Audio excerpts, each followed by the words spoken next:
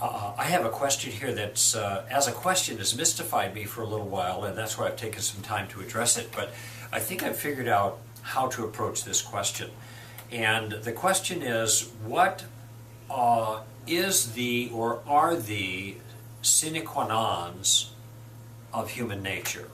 Now, sine qua non is a Latin phrase which means that without which. And so it's an essential feature that when missing, the thing ceases to be what it is. You could say, what are the sine qua nons of Christianity? Well, God's existence, Jesus' existence, Jesus as the Son of God, the Trinity, the resurrection of Christ, substitutionary atonement, these kind of particulars, such that if you're missing one of those elements, then Christianity is no longer Christianity. So that's how the phrase is used generally to describe different things. But when it comes to human nature, you've got a different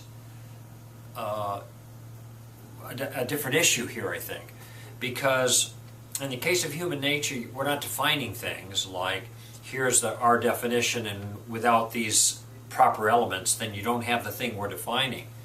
Human nature is, and we're describing it. And so when we ask what are the sine qua nons of human nature, we're asking what are those things that are necessary for humans to continue to be humans. Now, my suspicion is the question is asked with regards to the abortion issue, such that one could say, here is this fetus, which develops to certain degrees, and then we want to know when does it become human, and we'll know that if we have the list of the sine qua nons, that without which it wouldn't be human, and when it has all of those things, then we know it's human. That's the wrong way to approach this, because a human is a being, and we are not defining a human being arbitrarily by giving it characteristics, and then when the characteristics are fulfilled, all those sine qua nons, then we've got a real human. We are describing a human being. We encounter human beings. And a human being is a certain type of thing. It's a living being, and beings are always themselves, regardless of the stage of development they're in. So a human being comes into existence when the new being comes into existence through conception, and that individual being stays itself through all of its changes. Now, it has certain characteristics and certain capacities that are natural to being human, that we can identify and we can describe and as part of being human, but it never ceases to be human even when those certain capacities aren't realized. So we don't want to get ourselves in a circumstance where we're merely arbitrarily defining something as human and valuable based on a set of qualifications that we're giving it. What is a human being? A human being is any being who is the offspring of other two humans, because living creatures always reproduce after their own kind. So we know what a human being is. Now we might want to try to figure out descriptively what are the characteristics of human beings, or what are the capacities that are natural to being a human being.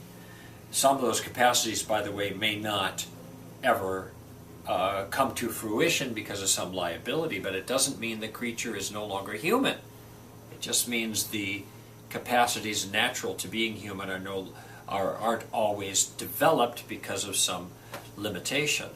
You see, what I'm trying to avoid here is to try to define human value in a functional way. My conviction is that human beings are intrinsically valuable. That means simply in virtue of being a human, that is the offspring of any other two humans, at any stage of the development of that offspring, that human has the value intrinsic to his or her humanity.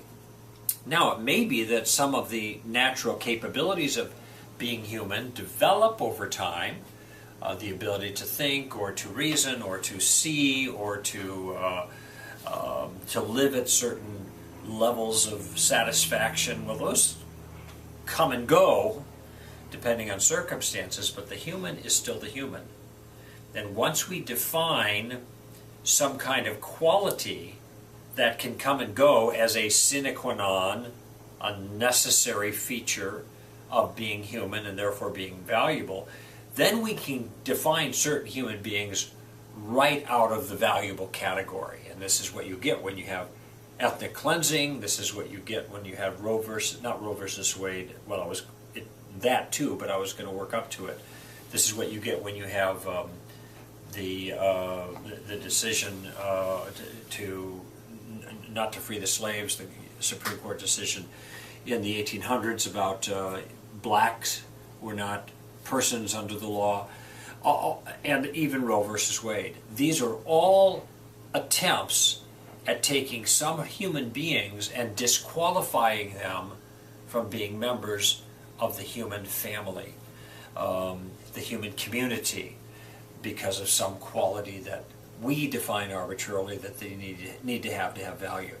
That's the mistake here.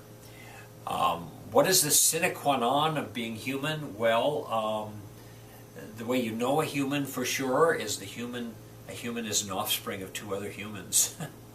And those kind of humans are easy to describe. Their offspring in any stage of development are human. Whatever value accrues to humanity as such accrues to that offspring at any point of development. Now we might reflect further about some of the characteristics of human beings, rational capacities, etc., having a soul, etc., but none of those things are the thing that we can use to disqualify the human from having value. Because a human being is a being, and all beings are themselves for their entire existence, from the moment they come into existence to the moment they go out. And if being valuable is quality of human beings as such, then all human beings have that value.